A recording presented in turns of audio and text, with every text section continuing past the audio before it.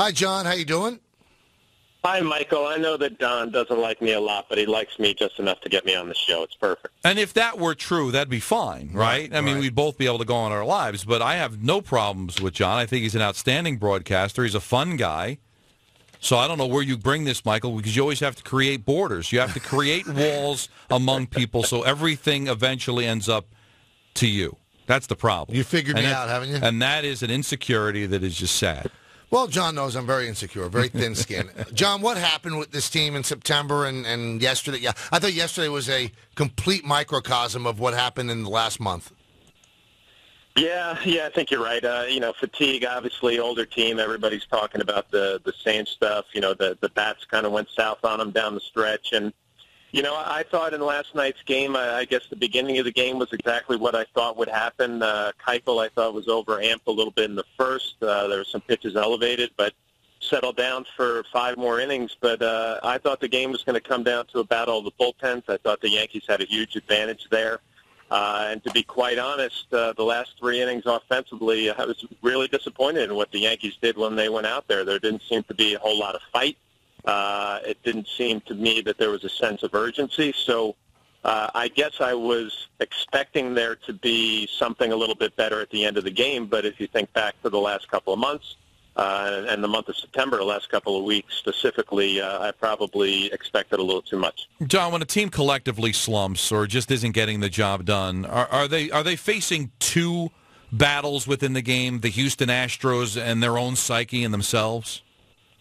You know what happens, Don, is you start thinking about it. You start, you walking up to the plate with maybe one situation where you have a chance to do something and you're feeling stress, and because your opportunities aren't going to be great. You're not going to have too many opportunities, and you don't trust the guy behind you, to put it quite honestly, because you feel like you're going to have to go out there and get it done, and that's a hard way to play baseball. And you watch the Astros a little bit last night. Maybe they're so young. Maybe they're naive. They've been kind of battling all year long where people have been doubting them, and they went up there swinging the bats. They were letting it fly, aggressive with a couple of home runs on the first pitches. And, I thought that they just seemed like they had a lot more, energy, obviously, but I think they had an attitude that they were just going to let it fly and see what happens, and it worked out for them. And it always looks like a team doesn't have energy if they don't hit. And the Yankees look like they're walking underwater for the last month. And here's the thing that concerns me, John. I mentioned it on the postgame on yesterday. All Girardi did in the last month was rest people. I thought he rested them sometimes at inappropriate times, like in the doubleheader in Baltimore, where maybe you wouldn't have had to use Severino in the second game if you won the first. And, when he had the postgame press conference, I got a lot of tired, beaten-up guys there. I mean, what's the answer? I mean, all you did was rest them. So, and they just completely petered out down the stretch. So I don't know what the answer is.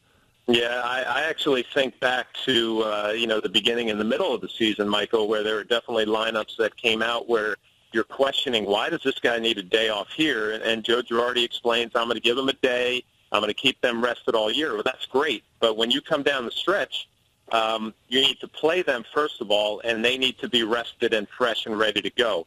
So I guess the problem is twofold. You're resting guys in the beginning of the year, and it's not helping you at the end because they're gassed anyway.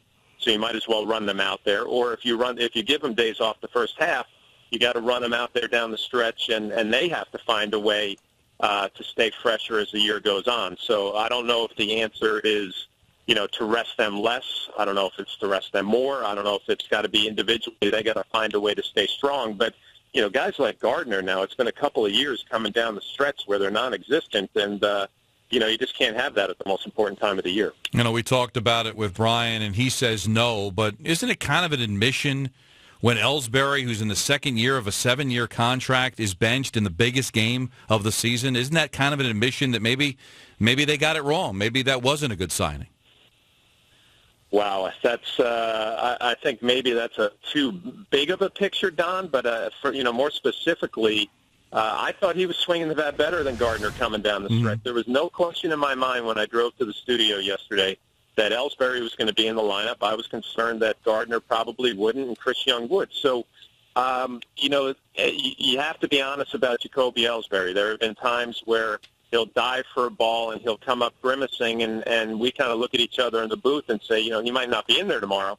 And there was one of those situations where he jumped off the wall in left center field and crashed and hit his back. And so there might be a lot more to this, but I guess to answer your question in a different way, Don, if I'm Jacoby Ellsbury, I'm walking in there and saying I'm playing today.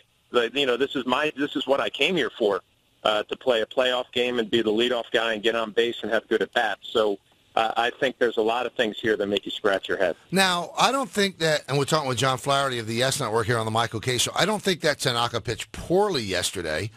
Lasted only 5 innings, gave up the 2 home runs on first pitches, which I never understood since the Astros swing at the highest percentage of first pitches of any team in baseball, 38%. So make a good pitch on the first pitch. But I don't think he is anywhere near the pitcher that he was before he got hurt last year.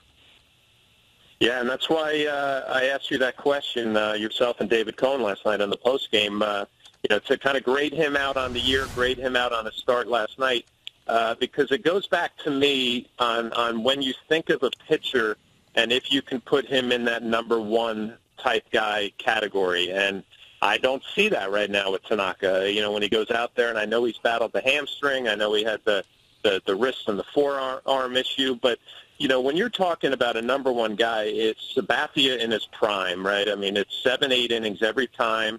Bullpen takes a night off, and he's going to go out there and win a game. And part of the biggest issue with this team was the starting rotation not going deep into games, so you had to beat up your bullpen. So getting back to Tanaka, the Yankees have a decision to make here. Do you think of him still as a number one type guy who can lead your rotation and give your bullpen a night off, 30 times a year, how many times he takes the mound? Or do you have to go out and get somebody? Because I thought the fatigue in the bullpen at the end of the year was definitely a factor.